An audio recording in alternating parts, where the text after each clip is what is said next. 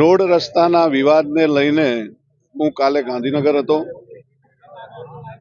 માને મારા અહીંના વિસ્તારના કાર્યકર્તાઓની પણ રજૂઆત હતી. એ રજૂઆતને ધ્યાને લઈને આ રોડનું કાગળ એમને બતાવવા માટે કે જે વિરોધીઓ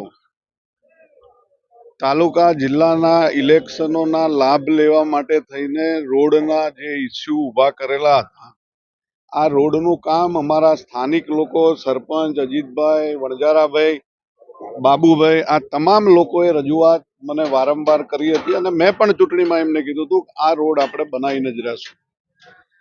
રોડ ડામરનો મંજૂર થઈ ગયો. નવેમ્બર મહિનામાં રોડનું ખાતમુહૂર્ત હતું. એ વખતે તમામ લોકોએ રજૂઆત કરી કે ભાઈ આ ડામરના રોડ બનાવવાથી રોડ લાંબો ટાઈમ ચાલશે નહીં, તમે આરસીસીના રોડ બનાવવાની અમને મદદ કરો. આપણે કમિશનરને કહીને આ ડામરમાંથી આરસીસી રોડ મંજૂર કરવા માટે ભલામણ કરી.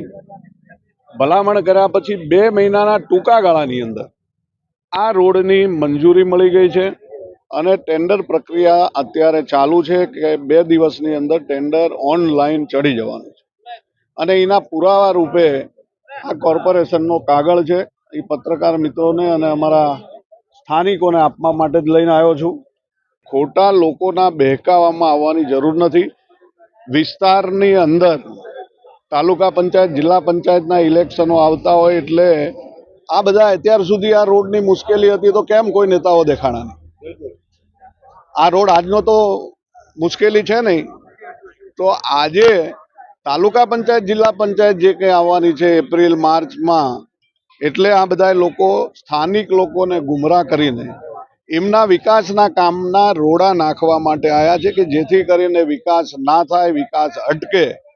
પણ આ વાઘોડિયા વિધાનસભાની અંદર કોઈ પણ લોકો રોડા નાખશે તો એમના રોડા ચાલવાના નથી અને વાઘોડિયા વિધાનસભાનો વિકાસ થવાનો છે.